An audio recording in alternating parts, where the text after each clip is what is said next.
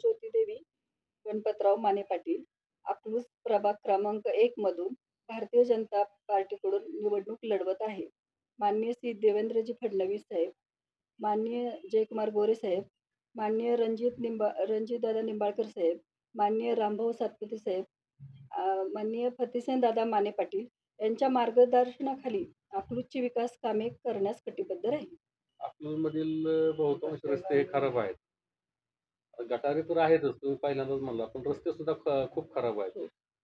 तर त्याचबरोबर रस्त्याबरोबरच पार्किंगची पण व्यवस्था नाहीये. तर त्यासाठी आपण काय प्रयत्न करणार? आता एवढं अकलूज नगर परिषद व्हायला लागलं आणि मोठं आहे. सगळ्या तालुक्यातनं लोकं अकलूजला खरेदी करायला येतात, काय असेल ते शॉपिंग.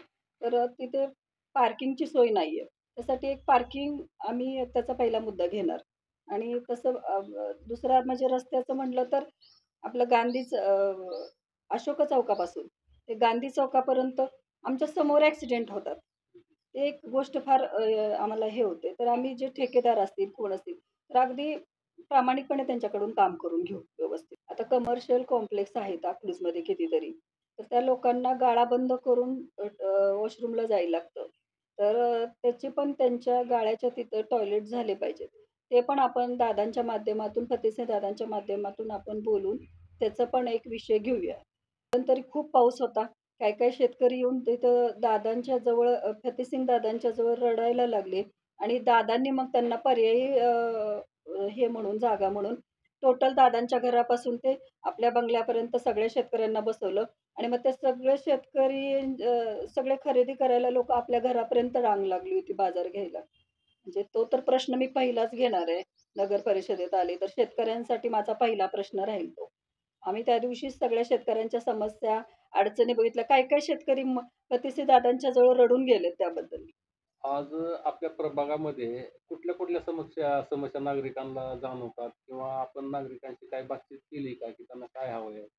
बातचीत तर माझी सुरूच असते आणि तिथे भरपूर प्रश्न आहेत. गटारीचे प्रश्न आहेत, रस्त्याचे प्रश्न आहेत, लाईटचे प्रश्न आहेत, पाण्याचे प्रश्न आहेत आणि लोकांना घरकुलाच्या माध्यमातून अ, जुना सराटी रोड तिथे घराची पण समस्या आहे खूप. ते खूप दिवसापासून आपल्याला ती समस्या खूप मोठी आहे. या व्यतिरिक्त आपणास काय आणखी काय सुधारणा करायच्या वाटतात का आपल्या तिथल्या प्रभागात? महिलांना हाताला काम नाहीये.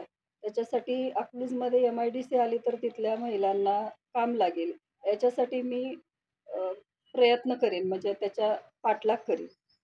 ज्येष्ठ जे फडणवीस साहेब असतील, आपले जयकुमार गोरे असतील, निंबाळकर असतील आणि रामभाऊ सातपुते असतील. त्यांच्या माध्यमात त्याचा पाठपुरावा करेन मी त्यांच्या मार्फत. महिलांसाठी आम्ही स्वयंरोजगार पण आणू.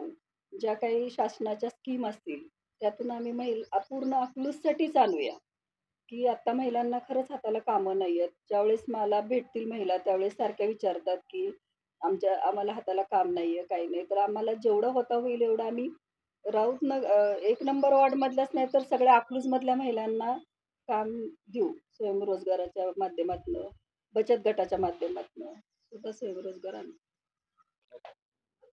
आताच आपण पाहिलं की अकलूज नगर परिषदेच्या प्रभाग क्रमांक 1 च्या उमेदवार सौ ज्योतिदेवी गणपतराव माने पाटील या म्हणाले की माने पाटलाचं कुटुंब हे आमचा प्रभाग आहे. यामधील सर्व नागरिक हे आम्हाला कुटुंबातील सदस्याप्रमाणे आहेत. आम्ही त्यांच्या समस्या ह्या आमच्या समस्या मानून या प्रभागामध्ये काम करणार आहे. त्यामुळे महाराष्ट्राचे मुख्यमंत्री देवेंद्र फडणवीस असतील, पालकमंत्री जयकुमार गोरे असतील व माजी आमदार राम सातपुते असतील, त्याचप्रमाणे